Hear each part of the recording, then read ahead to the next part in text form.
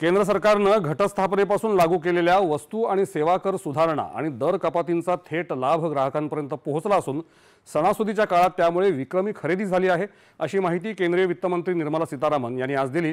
केंद्रीय मंत्री पीयूष गोयल आणि अश्विनी वैष्णव यांच्यासह घेतलेल्या पत्रकार परिषदेत त्या बोलत होत्या।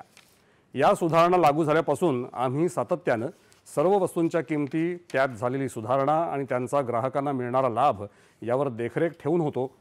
या बचत उत्सव काळात 28 सप्टेंबरला क्षेत्रीय स्तरावरचा अहवाल मिळाला, ज्यामध्ये 54 महत्त्वाच्या वस्तूंच्या किमतींवर माहिती मिळाली। एक दोन अपवाद वगळता जवळपास सगळ्या वस्तूंवरच्या जीएसटी मध्ये झालेली कपात ग्राहकांपर्यंत पोहोचली असून त्याचा थेट लाभ त्यांना मिळतो आहे। आमच्या अपेक्षेपेक्षाही जास्त लाभ ग्राहकांना मिळताना दिसतोय, असं त्यांनी सांगितलं।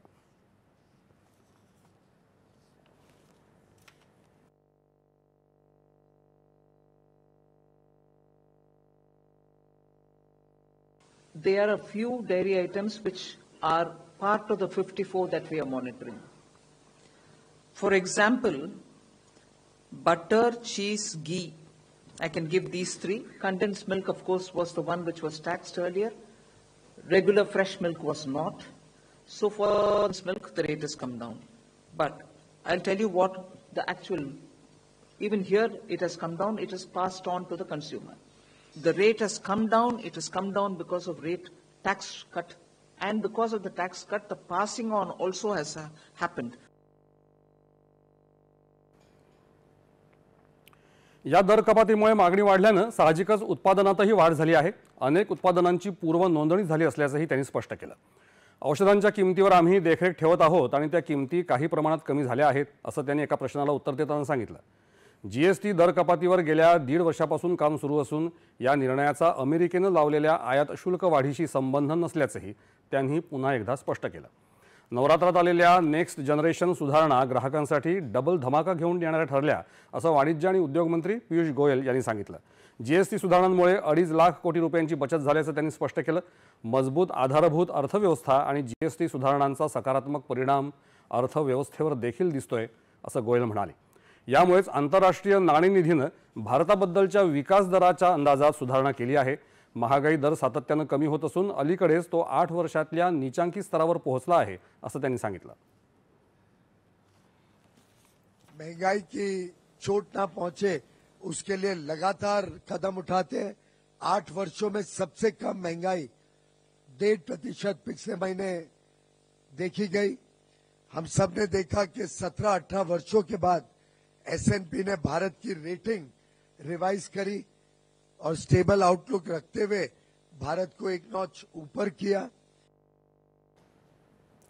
गाड्यांची खरेदी वाढली आहे, तसंच स्वदेशी वस्तूंच्या खरेदीवरही ग्राहकांनी भर दिल्याचं गोयल यांनी सांगितलं।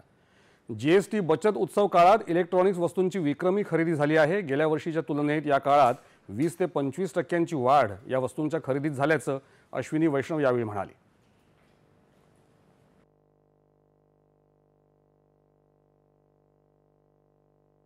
इस नवरात्रि में इलेक्ट्रॉनिक्स की रिकॉर्ड सेल्स हुई है।